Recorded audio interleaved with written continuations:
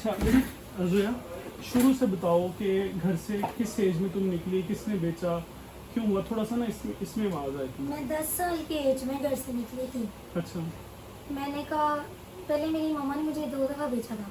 किसे बेचा? एक दफ़ा बेचा था, मीडिया वाला है, अच्छा। बबलू नाम है उसका। उसने कहा 4 बेटी हैं, 1 बेटा है, इनमें से एक बेच भी दोगे तो पैसे आएंगे। मेरी मम्मा ने मुझे एक दफ़ा मुझे बेचा, उस बबलू ने छोड़ कर आया। मैंने कहा शायद मेरी मम्मा को नहीं पता, मैं वापस गई। ठीक है। जब मैं वापस गई, मैंने अपनी मम्मा को कहा, वहाँ से मैं भागने के बाद ना मेरी सैंडल टूट गई है, मुझे नहीं लेती। ओके। मेरी मम्मा मुझे बाजार लेके गई लेने के लिए, वहाँ से वो मीडिया वाला खड़ा था, उसने मेरा हाथ पकड़ा और मेरी मम्मा मुझे वापस आने का मौका नहीं दिया। वहाँ से मुझे लेके अंकल ने जाना था, लेके आंटी गई। फिर मैं वहाँ से भागी, फिर मैं डॉल्फिन वाले के पास हेल्प लेके गई। ठीक है। डॉल्फिन वाले के पास लेके गई, उन्होंने मुझे ठाणे में दिया, मेरे पापा को उठा के लाए। उन्होंने, मेरे पापा ने ना, जब पर्चा होने लगा, मेरे पापा ने कुर्सी पे बैठे मिर्गी के दौरे का नाटक किया। ठीक है। उसकी वजह से फिर मेरे पापा को उन्होंने कहा कि लड़की झूठी है, इसके बाप से गाड़ लाए। वो मीडिया वाला पिस्टल के बैक साइड के बट मुझे सर पे मारने शुरू हो गया। अच्छा, फिर मैं जान से मार दूंगा। फिर मैं घर से भागी, मैं दारुल में रही, कराची। दारुल उलूम में मतलब किस एज में गई थी आप? मैं कोई 10 साल की एज में गई थी। वहाँ क्या रवैया था दारुल उलूम का? वहाँ क्या मतलब? नफसियाती की गोलियां खिलाते हैं, बल्कि सीधी का दारुल है। क्या, किस चीज़ की? नफसियाती की। अच्छा। पागल, डिप्रेशन में लाना और फिर बाद में लोन में छोड़ देना, जब सही पागल हो जाए। जब तक पागल लाना होती है लोन में नहीं छोड़ती, क्योंकि सही लड़की भाग जाती है और जो पागल होती है वो भाग नहीं सकती। पुलिंजिया खिलाते थे जिसे सोए रहना। फिर सैडनेस कैमेडीन खिलाते हैं जिसे मुंह खुला रहता है, आंखें ऊपर चढ़ जाती हैं। फिर उसके बाद रात को 10 बजे सिस्टर ने आना, उसके पैर पर पकड़ने, माँ उसे कहना सिस्टर कैमेडीन दे दो, मेरी आंखें नीचे आ जाए। मैंने सुबह का नाश्ता किया, पैर की रोटी भी नहीं खाई। तो उसने फिर कैमेडीन देनी है, कैमेडीन खानी है, आंखें नीचे आनी है, मुंह बंद होना है, फिर गोली खानी है। फिर मुझे महीने बाद मोडिकेट लगता था जिसे मैं यंग लगूँ। अच्छा, ये वो दारुल उलूम वाले खुद लगाते हैं? हाँ। अच्छा। वो डॉक्टर याज है और एक डॉक्टर नसीम है। अच्छा, नाम बेशक ना लो डॉक्टर्स के। अच्छा। एक डॉक्टर है, भाई रहते हैं, वो आते हैं 2 महीने में 3 महीने में, वो मोडिकेट लगाते हैं, जिससे मेरे हाथों पे ये आंटियों की तरह झुर्रियाँ पड़ गई हैं। ये उस तरीके का, उस इंजेक्शन का रिएक्शन हाँ। है। अच्छा, वहाँ से फिर मतलब कैसे निकली दारुल उलूम वहाँ से? पे मेरी फ्रेंड थी, मतलब कि वो मेरी बहन बन कर आई। मतलब कोई एहसास वाली निकल आई हाँ। जिसने एहसास किया? उन्होंने मुझे यानी कि निकलवाया वहाँ से। वो फिर वापस लाहौर आ गई आप? मैं वापस लाहौर आई, मैं अपनी मम्मा के पास गई। ठीक है। माँ है ना, दोबारा फिर? मैं अपनी मम्मा के पास गई। फिर मेरी मम्मा के जहन में वही बात है, मैं सोई थी, उसको कहती आ गई है, अब तुमने उसको ऐसी जगह पे छोड़ कर आना जहाँ से कहीं सारी ज़िंदगी भाग ना निकल ना सके भाई। तो मैंने कहा अच्छा ये बात कर रही हैं, स्कूल गई हैं। जैसे ही मैं पीछे से भाग गई, मैं उसके बाद फिर घर नहीं गई।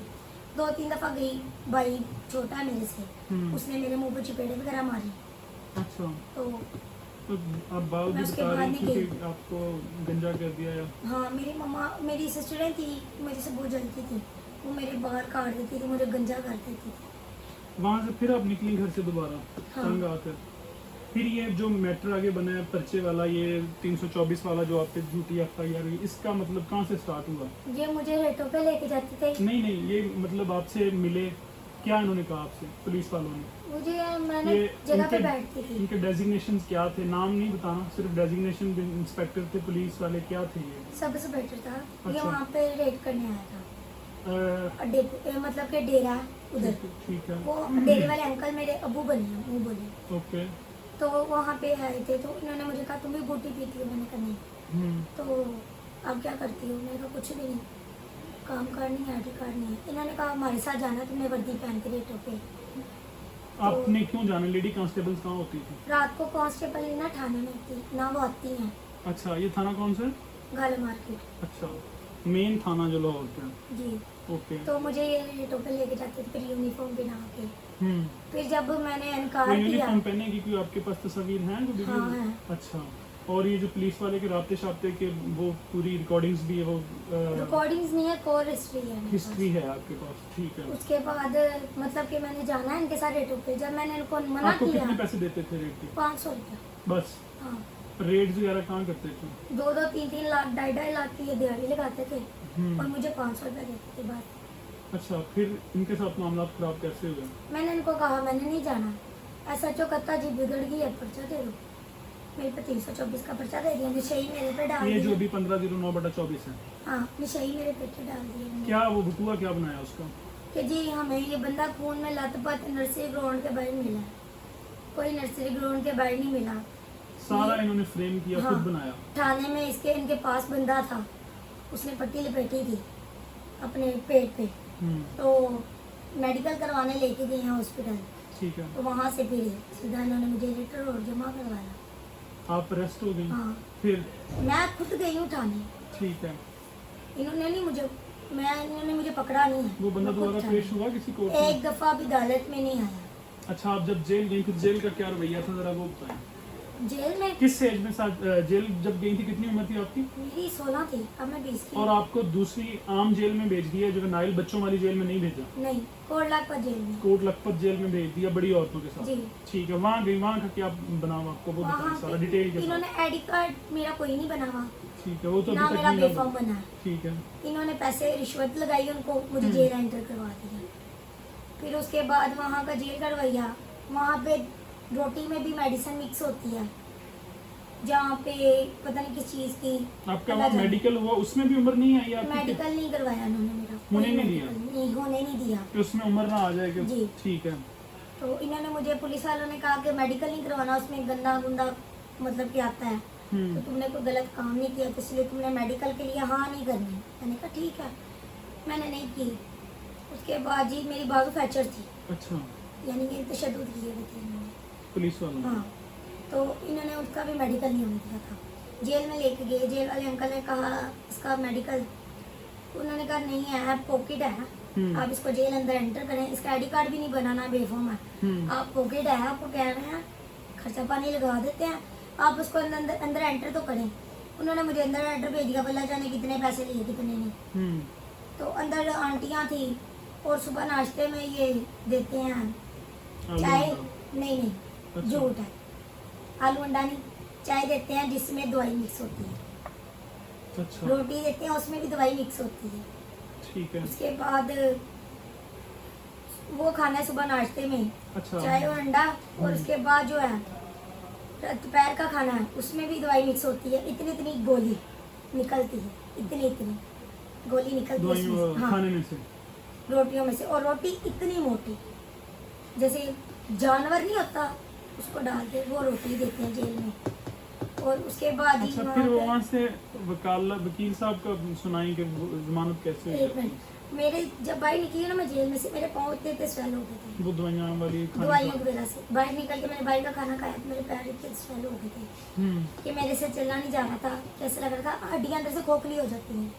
वहाँ पे जो ज्यादा देर रहे ना, उसकी हड्डियाँ अंदर से खोखली हो जाती हैं। ठीक है।